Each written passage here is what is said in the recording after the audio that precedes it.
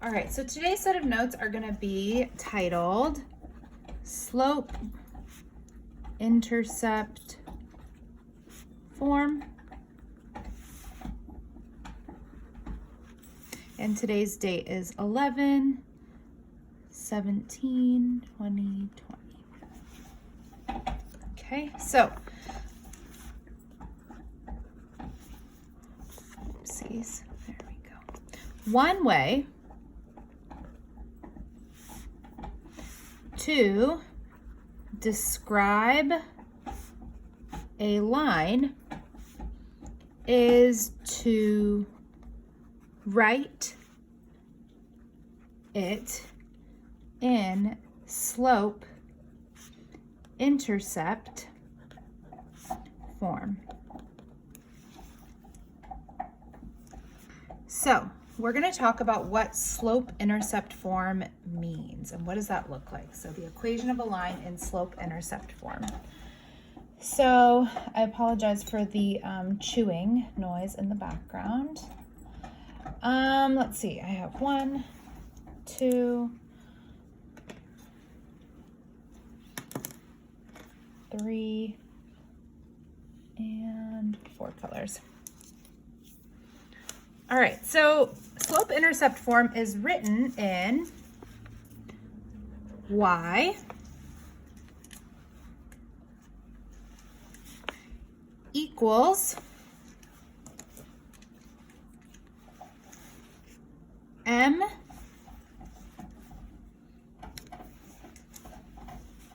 x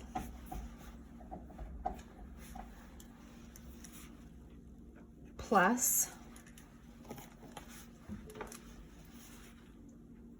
b. Okay, so let's talk about each part of this equation that's written in slope-intercept form. So the y is our dependent variable.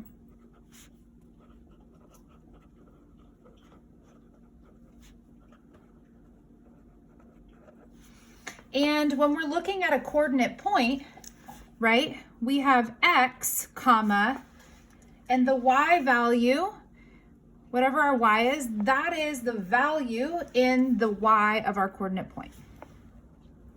Okay, so that is our y. Now, the next part of our equation that we're going to identify is the m. So m is also known as our slope of an equation. ROC,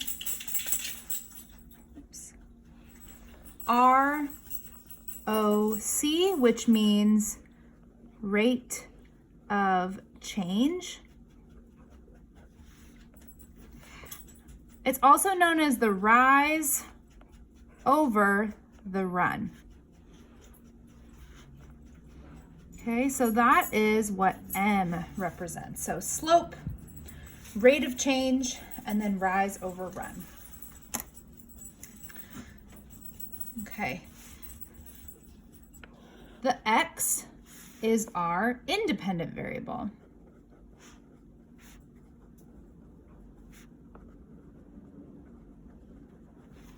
And when we're looking at a coordinate point, right, the X value and what you have here in this X comes first in the coordinate point, and then that Y value comes second. So I'm going to put it in yellow here because yellow is everything that is part of the notes, whereas the colors correspond with that part of the equation, that part of point or slope-intercept form. And then the B. The B is our y-intercept.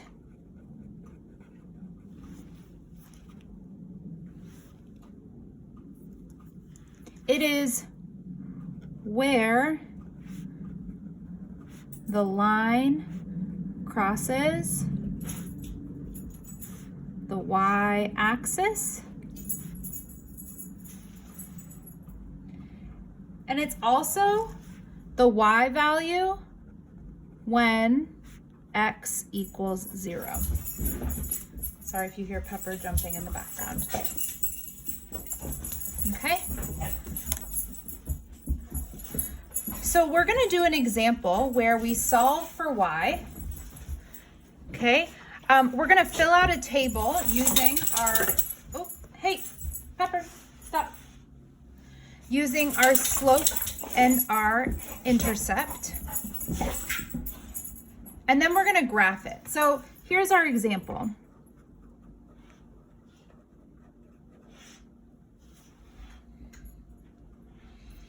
Okay, our example is 8x minus 4y equals 32. Okay, so this is just from our solving for y notes. So we're going to solve for y. First thing we're going to do is subtract 8x on both sides. Those x's will cancel out. I'm left with negative 4y equals negative 8x plus 32.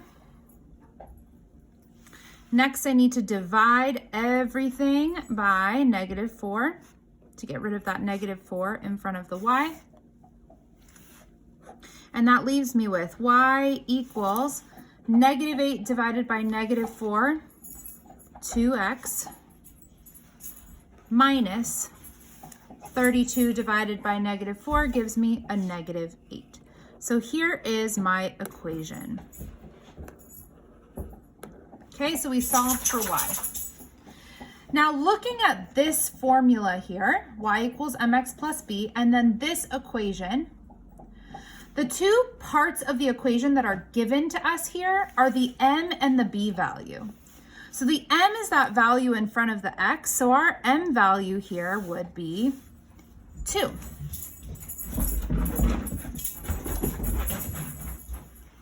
Our b value, Pepper, stop. Hey, stop. No. Our b value is this constant at the end of our equation, so our b value is negative 8.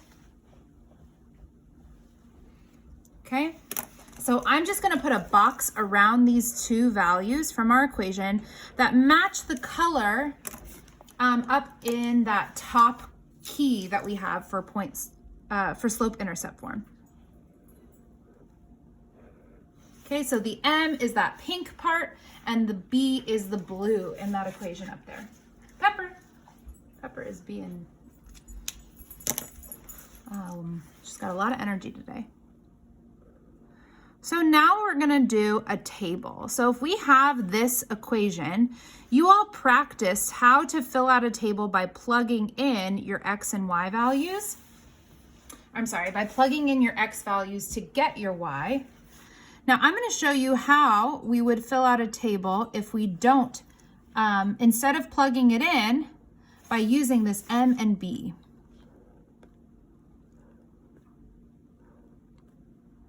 Okay, so this top part of my table is going to be x and the bottom is going to be y.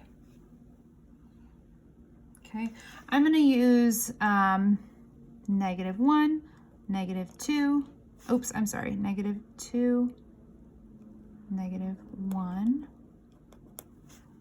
0, 1, 2.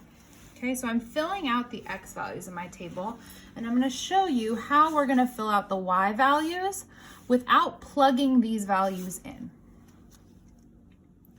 So the first thing I'm going to do is I'm going to take my y-intercept, my b value. So the b value is my y whenever x equals 0. So when x equals 0, I know that my b value is negative 8.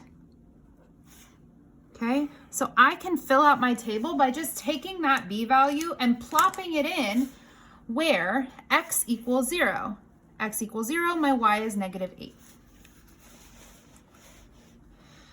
Okay, now my m comes into play by, this is where you'll notice the pattern, right? On the last worksheet you did, there was a pattern.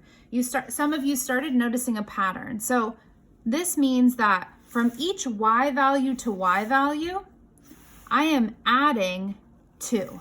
And I'm adding 2 because it is a positive 2. So negative 8 plus 2 gives me a negative 6. Okay, then to get my next y value, I'm going to add 2 again. Negative 6 plus 2 gives me negative 4. Okay. So now to keep the pattern going sequentially, if I'm adding going this way from that y-intercept, from this b value, in the opposite direction, I'm also going to do the opposite. So in this direction, I'm going to subtract 2. So negative 8 minus 2 is going to give me negative 10. Again, to fill out the next value, I'm going to subtract 2.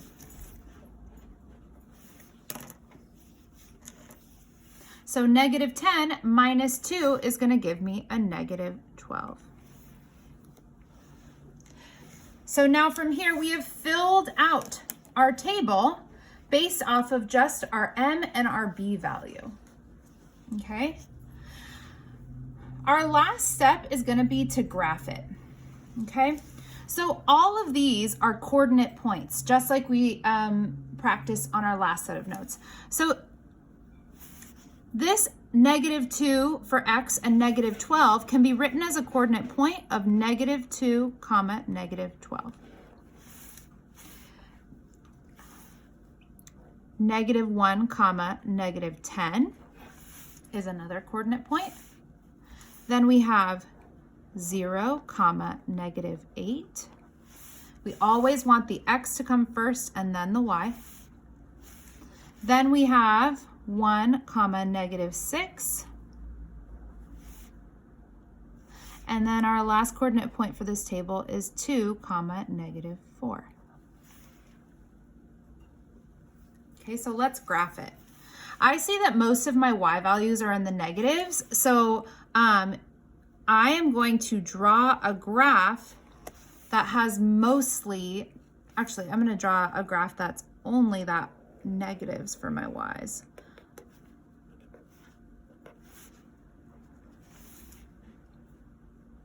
So this is my x-axis and this is my y, right? These are the negatives for my y values down here. These are the positives for my y values up here. My x values to the right are positive, and my x values to the left are negative. Okay. So we are going to start plotting these points. The first point I have is negative 2 comma negative 12. So negative 2, I go to the left 2, and then I'm going to go down 1, 2, 3, 4, 5, 6, 7, 8, 9, 10, 11, 12. Perfect. I didn't realize that this was going to work. I'm just going to double check. 1, 2, 3, 4, 5, 6, 7, 8, 9, 10, 11, 12. Great. My next point is negative 1, negative 10. So there. To the left is negative 1, and then down 1, 2, 3, 4, 5, 6, 7, 8, 9, 10. My next point is at 0, negative 8. So 0 means I'm not going to the left or to the right at all. I'm staying on this y-axis. And I'm going to go down 1, 2, 3, 4, 5, 6, 7, 8.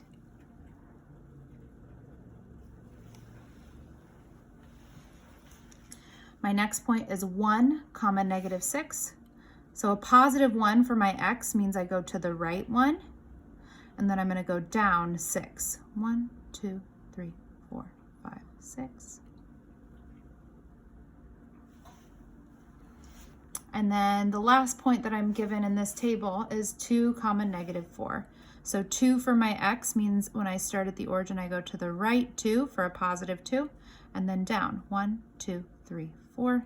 And I went down 4 because it is negative, as all of these y values were negative. From here,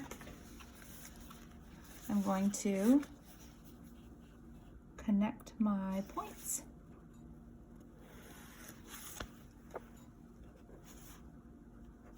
And there is the line that represents this equation. Okay, one other thing I want to point out for the n value. So to fill out our table, right, we added 2 to the right, and then we subtracted 2 to the left from our y-intercept. So 2 can be written as a fraction. It's not a fraction right now, but if I divide anything by 1, it keeps it the same. It keeps it the same. So when I have it as a fraction, as 2 over 1, this fraction version of our slope, or our m value, is how we can use it in a rise over run situation. So let's say I'm starting here at my b value, right? Here's my b value, which is at -8. If I'm starting at that b value, my rise is how many boxes, how many units I go up. So I go up 2.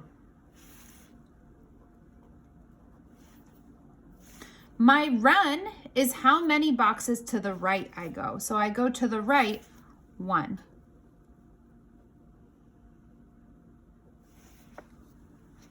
And that same pattern you'll see gets us from one point to the next. So I went up 2 over 1, up 2 over 1, up 2 over 1. So that pattern makes these points as well. Okay, that's it for our notes today. Be sure to practice this on the homework assignment, and of course I am here for questions.